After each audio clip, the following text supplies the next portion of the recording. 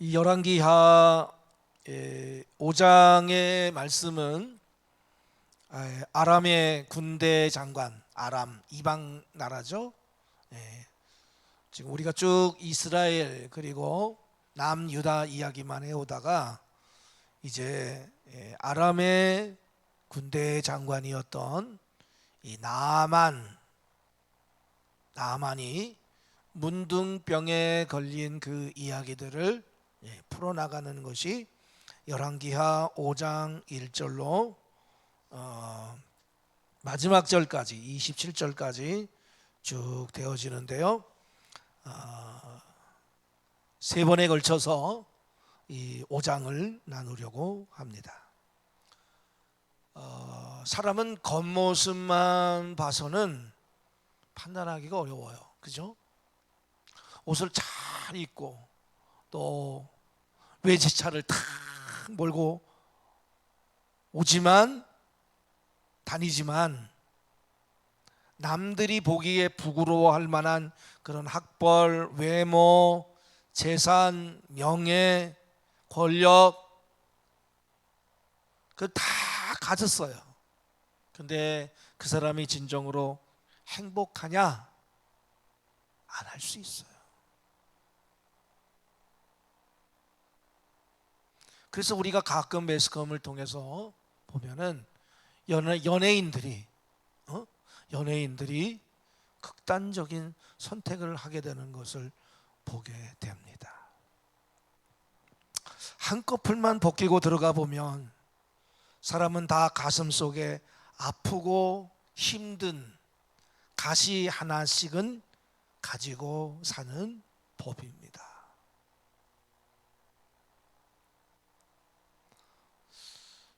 목회하면서 여러 연령대 또 여러 직종의 교인들을 접하면서 그것을 더욱 뼈저리게 느낍니다. 그래서 모든 사람들은 하나님을 절실히 필요로 해요.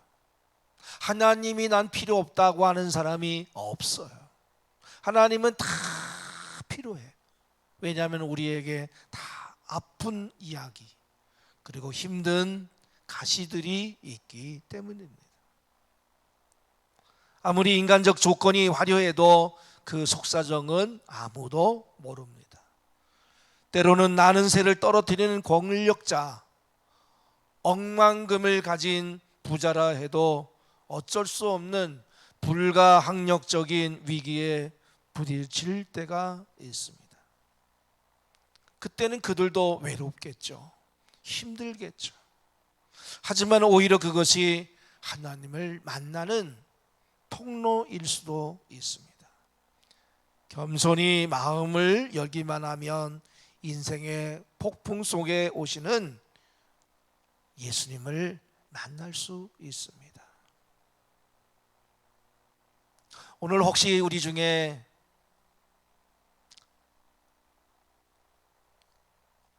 하나님에 대하여만 듣는 그런 분들이 계시다면 오늘 말씀을 통해서 이 열왕기하 5장의 나만 이야기를 통해서 하나님을 만나는, 그래서 오늘 새벽에 나눈 말씀인데 시편 18편에 다윗은 나의 하나님으로 고백하고 있어요. 다윗의 하나님으로 고백하고 있습니다. 성경을 곳곳을 보면 아브라함이 하나님, 이삭이 하나님, 야곱의 하나님으로 고백하고 있죠. 시편 18편에는 다윗은 나의 하나님, 그러니까 다윗의 하나님으로 고백하고 있는 것처럼 오늘 이 말씀을 듣는 가정에서 듣는 분들까지도 모두가 다 나의 하나님, 그 하나님이 있기를 주의 이름으로 간절히 축원합니다. 그럴 때에 우리는 인생의 폭풍 속에서도 두려워하거나 염려하지 않고 강하고 담대할 수 있기 때문입니다. 오늘 본문에 나오는 나아만은 어떤 사람이었어요? 1절에 보니까 아람 나라의 군대 장관이었어요. 이스라엘의 이웃 국가였습니다. 이 아람 족속들은 노아의 아들 셈의 후예들로 오늘날의 시리아에 해당되는 그런 곳에서 도시들과 부락들의 연명체를 형성하며 생활해 오고 있었습니다. 아람은 때에 따라서 이스라엘과 우호적이기도 했지만 적대적이기도 했습니다. 당시는 평화가 유지되는 그런 상태였던 것 같아요. 어쨌든 나아만은 이스라엘과 비슷한 국력을 가진 막강한 나라의 군대 장관, 오늘날로 말하자면 국방부 장관 정도 되는 아주 막강한 그런 위치에 있었던 인물입니다. 성경은 그의 주인 앞에서 크고 존귀한 자라고 이렇게 나아만에 대해서 설명하고 있습니다. 이 말은 왕의 절대적 신임을 받아서 권력의 실세에 앉은 인물이라고 하는 뜻입니다. 그러니까 나아만은 그냥 어떻게 운 좋게 또 혹은 백으로 좋은 자리만 차고 앉은 사람이 아니었습니다. 뛰어난 능력과 그리고 충성심으로 자신의 주인인 아람 왕에게는 없어서는 안 될 인물, 국가에 큰 공을 세운 인물이었던 거예요. 본문은 그가 이런 중요한 인물이 된 배경 설명도 하고 있습니다. 1절 우리 한번 다 같이 읽어봐요. 아람 왕의 시작. 아람 왕의 군대 장관 나아만은 그의 주인 앞에서 크고 존귀한 자니 이는 여호와께서 전에 그에게 아람을 구원하게 하셨음이라. 그는 큰 용사이나 나병 환자였다. 이 중간에 보니까 하나님께 여호와께서 전에 그에게 아람을 구원하게 하셨다라고 말합니다. 그러니까 나아만은 국가의 명운이 걸린 큰 전쟁을 승리로 이끈 공이 있었던 것 같아요. 우리나라로 말하면 살수대첩을 승리로 이끈 을지문덕 장군 같은 그런 존재였어요. 그런데 흥미로운 것은 이 승리가 하나님의 은혜였다라고 표현하고 있어요. 하나님을 알지 못하는데 그가 하나님의 은혜를 입었다라고 말합니다. 나아만이 하나님에 대해 알기도 전에 하나님은 이미 그와 함께 하시고 은혜를 베풀고 계셨던 거예요. 나아만은 몰랐어요. 하나님을 안 믿는 불신자의 성공도 하나님의 은혜로 된 경우가 있다라고 하는 것을 우리는 여기서 알 수 있어요. 나아만은 처음에는 몰랐지만 하나님을 알게 된 후에는 자신의 힘으로 이루었다고 생각한 모든 것이 사실은 하나님의 은혜였음을 깨닫게 됩니다. 하지만 그 하나님의 은혜를 받고 왕의 총애를 받고 사람들의 인정을 받는 그 나아만에게도 해결할 수 없는 엄청난 문제가 있었으니 그것이 뭐예요? 나병 환자였다 그랬어요. 그것은 그가 문둥병 환자였다라고 하는 사실입니다. 오늘날 의학 용어로는 한센병이라고도 불리는 이 무서운 병에 걸리면 피부가 흉하게 일그러지고 감각을 잃게 돼서 뜨거운지 차가운지 감각을 잃어버린대요. 당시 의학으로 이 병은 치료가 불가능했고 그래서 이 나병 환자들은 사람들로부터 격리되어서 살아야 됐고 환자들은 마치 짐승 취급을 받았습니다. 심지어 하나님의 저주로 생긴 병이라고도 했습니다. 그런데 아무것도 부러워할 것도 없는 이 권력자 나아만이 덜컥 그 병에 걸려버린 거예요.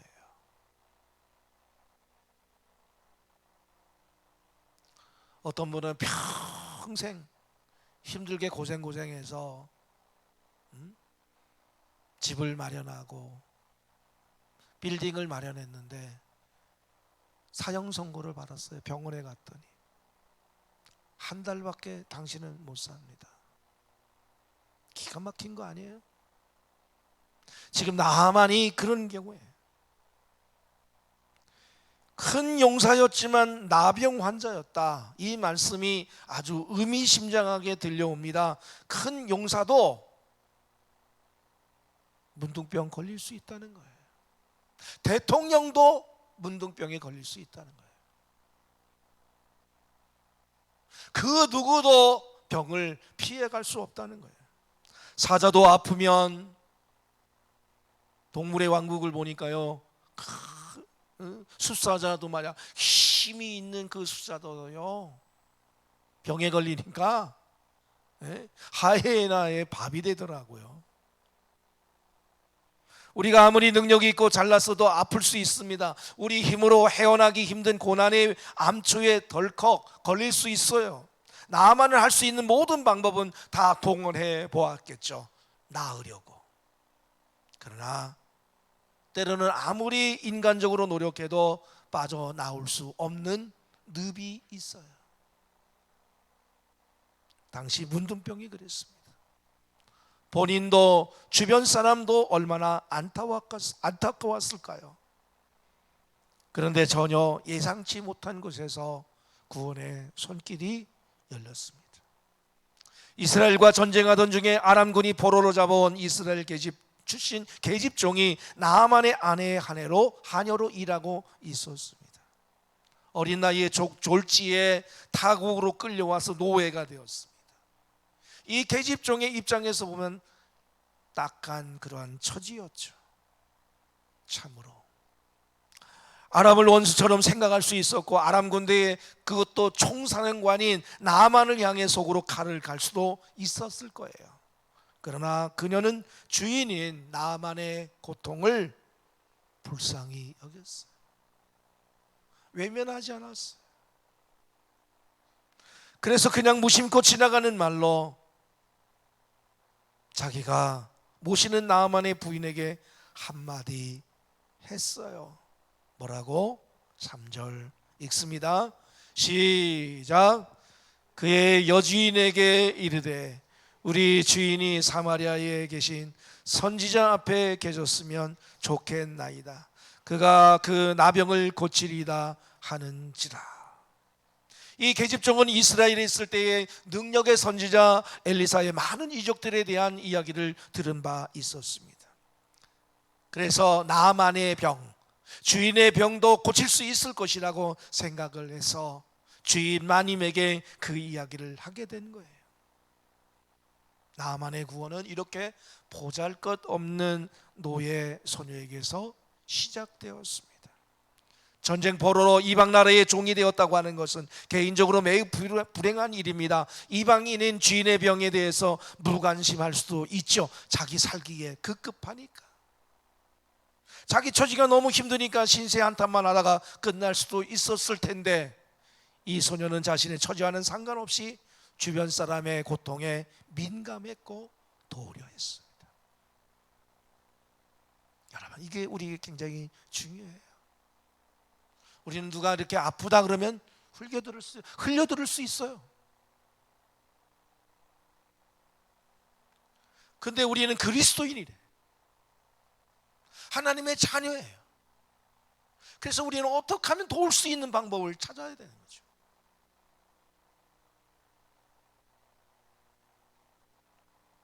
그래서 저도 가끔 우리 지방 목사님들이 저에게 전화로, 제가 굉장히 빽이 있는 것 같죠, 그죠? 빽이 있는 것 같아요. 응?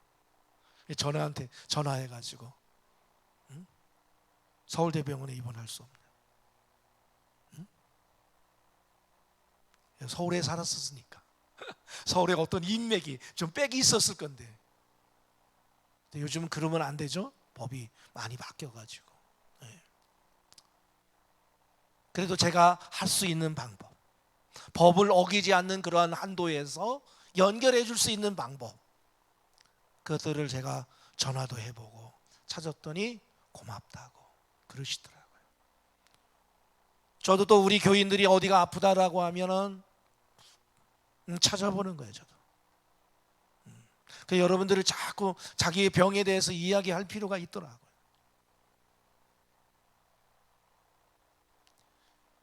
이 소녀는 고통에 민감했어요. 그리고 도우려고 했습니다. 결국 그녀는 하나님의 엄청난 구원 역사에 큰 역할을 할 수 있게 됐어요.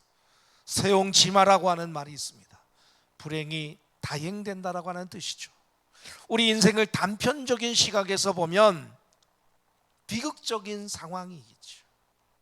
그러나 하나님 쓰시기에 따라서 놀라운 축복으로 변할 수 있다라는 얘기입니다. 어떤 자리에서든 자기 문제에만 빠져 있지 말고 하나님에 대한 믿음과 이웃에 대한 사랑을 잃지 않으면 하나님께서 놀랍게 우리를 사용하실 것입니다. 이번에 아프가니스탄에서 20년의 그 미국이 그 전쟁을 끝마치고 나왔잖아요. 한국에 많은 선교사들이 들어가서 복음을 증거했어요. 마지막까지 그 한국인들을 도왔던 아프가니스탄의 많은 사람들을 어떻게 해서든지 구제하고 끌어오려고 비행기를 태우려고 했던 사람들 중에 많은 사람들이 선교사님들이었어요.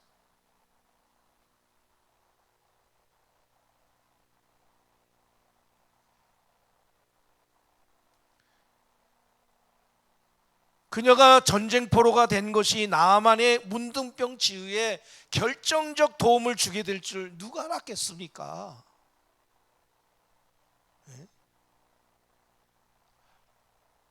아프가니스탄의 그 20년이라고 하는 전쟁을 끝낼 줄, 이 시점에 끝낼 줄 누가 알았겠습니까? 그리고 그 시점에 그 선교사가 거기서 그런 협력을 하게 될 줄 누가 알았겠습니까?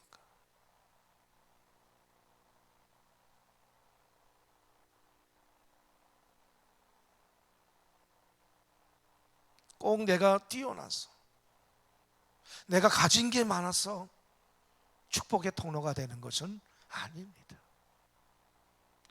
이 소녀처럼 그 주인의 고통에 민감했고 그것을 도우려고 하는 그런 말만 했는 거예요. 뭐 돈이 있기를 합니까? 무슨 재능이 있기를 합니까? 순종하는 마음으로 항상 열려 있으면 되는 거예요. 사실 나아만은 그깟 계집종의 말을 가지고 오라고 흘려버릴 수도 있었습니다. 그러나 이상하게도 그러고 싶지 않았어요. 하나님을 아직 몰라도 하나님이 예비하시는 사람이라면 남들이 그냥 넘길 말에도 심각하게 반응해요. 특히 하나님에 대해서는 더욱 그렇습니다. 그게 선택받은 사람의 증거입니다. 야성의 부름처럼 이상하게 하나님과 관련된 이야기를 들으면 그냥 넘기지 못하고 끌립니다. 그러니까 우리는 때를 얻든지 못 얻든지 늘 하나님 이야기를 입버릇처럼 해야 돼. 그러기 위해서는 어떻게 해야 돼? 제가 서론에도 말씀을 드렸듯이 하나님이 나의 하나님으로 고백하고 나의 하나님으로 경험되어져야 된다라고 하는 것이에요.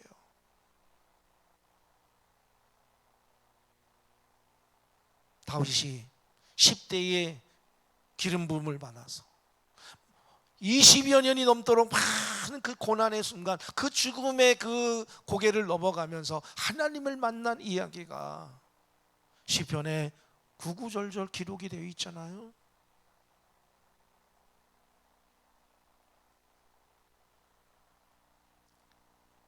내가 만난 하나님이 있을 때에 우리는 진정한 고백을 할 수 있고 담대하게 전할 수 있어요. 오늘 본문에 나오는 계집종처럼 지나가는 말로라도 항상 하나님의 사람, 하나님의 뜻에 대해서 이야기해야 돼요.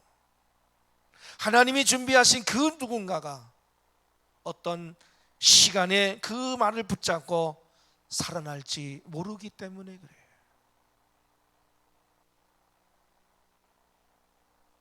저도 감사한 것을 보면요, 병원에서 이렇게 간병인들 보면은 많은 분들이 크리스찬들이더라고.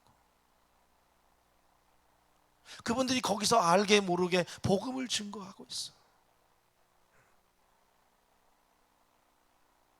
제가 그분들을 따로 이렇게 불러서 그분들을 위해서 이렇게 기도해줘.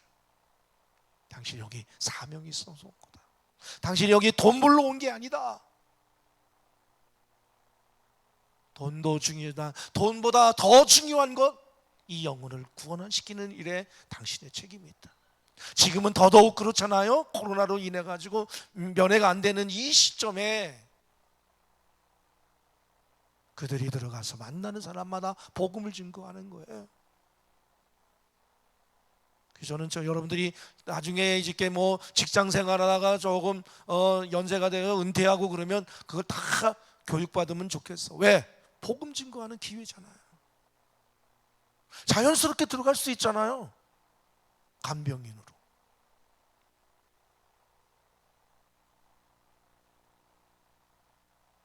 나아만이 아람 왕에게 이 사실을 고하고 도움을 청하자 왕은 기꺼이 나아만을 돕기 위해서 나섭니다. 나라에 그토록 큰 공을 세운 능력 있는 신하를 어떻게 해서든 살리기 위해서 못할 일이 없었어요.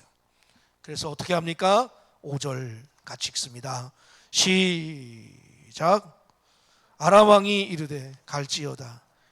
이제 내가 이스라엘 왕에게 나아만이 곧 떠날새 그는 10달란트와 금 6,000개와 의복 10벌을 가지고 갔어. 금 6,000개는 70kg가 해당되는 그러한 양입니다. 70kg. 은 10달란트는 340kg에 해당하는 엄청난 재물이었어요. 의복 10벌도 왕족이나 입는 아주 화려하고 값비싼 그런 옷들이었어요. 아람 왕은 그야말로 어떤 대가를 치르고더라도 나만을 고쳐주고 싶었던 거예요. 왕은 또한 이스라엘 왕에게 6절에 뭐라고 말합니까? 편지를 써서 보내죠. 간곡한 편지. 당신은 그의 병을 고쳐주소서. 하지만 협조를 구하는 아람 왕의 편지를 받은 이스라엘 왕은 크게 당황했어요. 편지를 읽자마자 자기 옷을 막 찢으며 외쳤습니다. 7절 읽어요. 시작. 이스라엘 왕이 그 글을 읽고 자기 옷을 찢으며 이르되 내가 사람을 죽이고 살리는 하나님이냐? 그가 어찌하여 사람을 내게로 보내 그의 나병을 고치라 하느냐? 너희는 깊이 생각하고 저 왕이 틈을 타서 나와 더불어 시비하려 함인 줄 알라 하니라. 아멘. 이걸 보면 말하는 쪽과 듣는 쪽이 저마다 자기가 처한 상황에 따라서 전혀 다른 해석을 하는 것을 우리는 볼 수가 있습니다. 아람 왕은 진정으로 자기 신하 나아만의 병 치료를 위해서 이스라엘 측에서 도와주기를 바라면서 편지를 보냈지만 받는 이스라엘 쪽에서는 그게 아니었어요. 비록 지금은 평화로운 시절이지만 아람은 이스라엘과 항상 군사적으로 대치하고 있는 팽팽한 라이벌 국가였습니다. 그리고 그 아람 군대의 총사령관 나아만의 명성은 이스라엘 왕에게도 익히 잘 알려져 있었어요. 그런데 다른 사람도 아닌 그 아람의 군대 장관 나아만의 문득병이 걸렸는데 그것을 이스라엘에서 고쳐달라고 하는 기가 막힌 일이었어요. 당시 문득병은 하나님의 저주로 여겨진 병으로 인간의 힘으로는 도저히 고칠 수 없는 병으로 알려져 있었어요. 그걸 고쳐달라고 하는 것은 하늘에서 별을 따달라고 말하는 것과 같았습니다. 그런데 나아만 같은 경쟁국가의 중요한 신하의 문득병을 못 고쳐낼 때에는 그 엄청난 책임을 어떻게 물을 것인가? 당장 전쟁으로 번질 수도 있는 그러한 일이었습니다. 이스라엘 왕은 아람 왕이 불가능한 숙제를 자기에게 던짐으로써 전쟁할 핑계를 댄다고 생각을 하게 됩니다. 사실 아람 왕은 계집종이 말한 이스라엘의 선지자 엘리사를 염두에 두고 왕의 협조를 부탁한 것이었는데 믿음이 없는 이스라엘 왕은 엘리사를 전혀 생각하지 못했습니다. 아람 왕은 엘리사의 이름을 들은 것이 아니고 그저 사마리아에 계신 선지자라고 들었다. 그렇게 3절에 말하고 있죠. 사마리아에 계신 선지자 앞에 계셨으면 좋겠다. 그렇게 들었어요. 그 정도 유명한 선지자라면 당연히 이스라엘 왕도 그 선지자의 이름을 알고 있었을 텐데.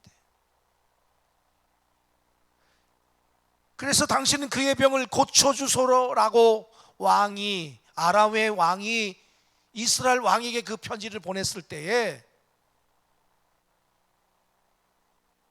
엘리사에게 보내면 되겠구나라고 생각하면 됐을 텐데, 그러나 현실적 정치 상황만을 생각하고 있던 이스라엘 왕은 예민한 반응을 보이며 상대가 말도 안 되는 그런 시비를 걸며 전쟁부터 하자는 소리를 지르게 됩니다. 당시 시대 상황을 놓고 본다면 이스라엘 왕이 과민 반응도 이해가 안 되는 것은 아닙니다. 그러나 이스라엘은 어떤 곳이죠? 하나님의 백성이 사는 곳입니다. 하나님의 선지자들을 통해 하나님이 말씀을 주시는 그러한 땅입니다. 그 땅을 다스리는 이스라엘 왕은 영적 분별력이 있어야겠죠. 그런데 자기 나라에 있는 그 엄청난 영적 자원인 엘리사에 대한 지식이 없었어요. 무지했어요. 이스라엘 왕이 얼마나 영적으로 메마른 사람이었는가를 단적으로 보여주게 됩니다. 인생의 위기 상황이 닥치면 당장 그 사람의 저력이 드러납니다. 그는 자신의 땅에 있는 영적 자원의 소중함을 알지 못했기에 인간적으로 상황을 판단하면서 옷을 찢고 고함을 지르는 못난 모습을 보였습니다. 우리도 살아가면서 이렇게 예기치 않은 어떤 상황에 부딪히게 되면 고함을 지르게 되고 또 못난 모습을 보일 때는 없지 않아 있습니까? 그가 하나님의 사람이었다면 당장의 엘리사를 생각했을 건데, 당장 생각이 안 났다고 해도 기도했으면 하나님께서 생각나게 해주셔서 과연 우리 땅에 하나님의 사람이 있다라고 나아만을 안내했을 텐데, 그러면 모든 사람 앞에서 얼마나 권위와 위험이 섰겠습니까? 영적으로. 하지만 영적으로 메마르니까 위기 상황 앞에서 못난 모습을 보이게 되었습니다. 사랑하는 성도 여러분, 기억하십니까? 제자들은 폭풍 속에서 걸어오시는 예수님을 보고 유령이다 소리를 쳤습니다. 난리를 쳤어요. 그 폭풍 가운데 예수님은 제자들을 구원하기 위해서, 돕기 위해서 오셨는데 제자들은 유령이다 그랬어요. 믿음이 없으니까 유령이 보이는 거예요. 믿음을 가지고 정신을 차리면 주님이 보입니다. 이 상황에 내가 뭐라고 얘기할까? 이 상황에 내가 어떻게 반응할까? 믿음의 사람과 믿음 없는 사람의 차이가 여기 있습니다. 교회 다니는 것과는 무관합니다.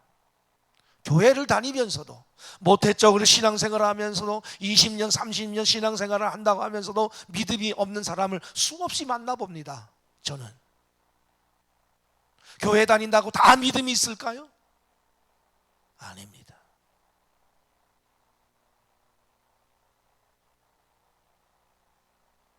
우리가 어떻게 반응하느냐에 따라서 우리는 그리스도에게 속한 사람일 수도 있고 그리스도에게 속하지 않은 사람일 수도 있습니다. 의인은 뭘로 살아요? 크게 의인은 믿음으로 산다.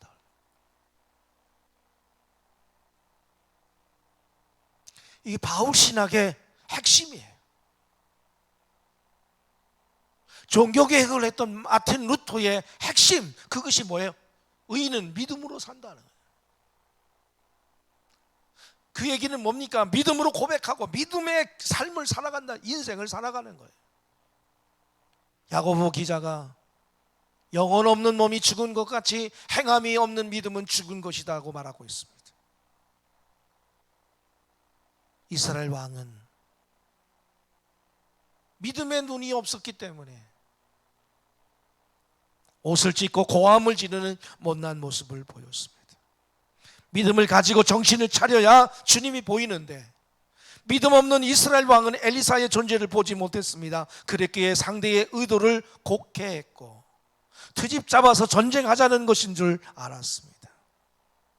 사랑하는 여러분, 여러분의 눈에는 지금 무엇이 보입니까? 여러분 안에 계신 예수 그리스도, 언제든지 구할 수 있는 성령의 엄청난 능력을 결코 잊지 마십시오. 찬양 가운데 그 가사가 있죠? 기도할 수 있는데 왜 염려하십니까? 기도할 수 있는데.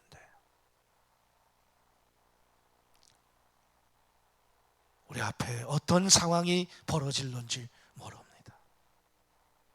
그럴 때 소리를 지르고 혈기를 부리고 못난 모습을 보이는 믿음 없는 모습이 아니라 믿음의 눈 들어 주를 바라보는 저와 여러분 되시기를 주님의 이름으로 간절히 축원합니다. 요한일서 4장 4절 같이 읽고 설교를 마치겠습니다. 자녀들아, 시작. 자녀들아, 너희는 하나님께 속하였고 또 그들을 이기었나니 이는 너희 안에 계신 이가 세상에 있는 자보다 크심이라. 아멘. 우리 찬송 부르시고 한 장 부르시고 통성으로 기도하는 시간 갖겠습니다. 몇 장 아꼈죠? 261장? 네, 261장. 이상의 모든 죄를 맑히시는 주의 보혈. 우리가 믿음으로 하지 못한 모든 것들이 우리에게 죄입니다.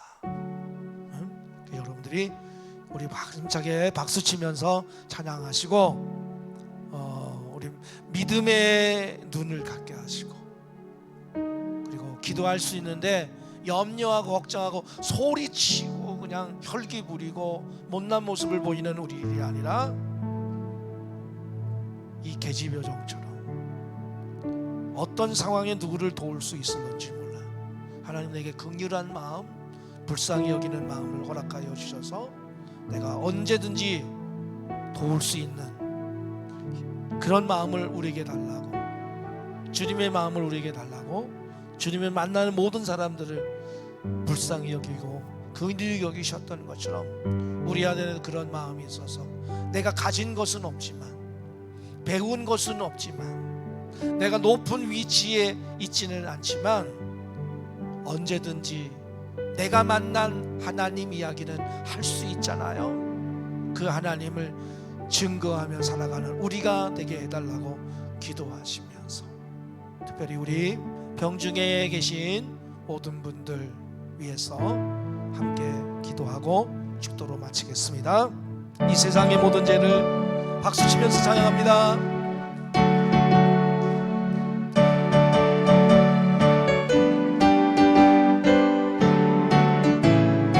이 세상의 모든 죄를, 이 세상의 모든 죄를 맑히시는 주의 보혈, 성자 예수 그 귀한 피 찬송하고 찬송하시. 주님 앞을 멀리 떠나 길을 잃고 헤맬 때에 나의 길을 따라오사 친히 구원하셨도다. 있는 보다도 있는 보혈로 이게 씻어주 흰 눈보다도 아멘 흰 눈보다도 주의 흘리신 보혈로 이게 씻어주옵소서. 다같이 오늘 우리에게 주신 하나님 말씀을 붙잡고 우리 여러분들이 많은 말씀들을 기억하지는 못하지만 여러분의 마음에 와닿는 한 가지의 말씀이 있을 겁니다. 그 말씀을 붙잡고 내가 하나님 앞에서 그렇게 쓰임받는 하나님의 사람이 되게 달라고 우리 다같이 주여 한번 부르고 통성으로 기도하겠습니다. 주여 할렐루야.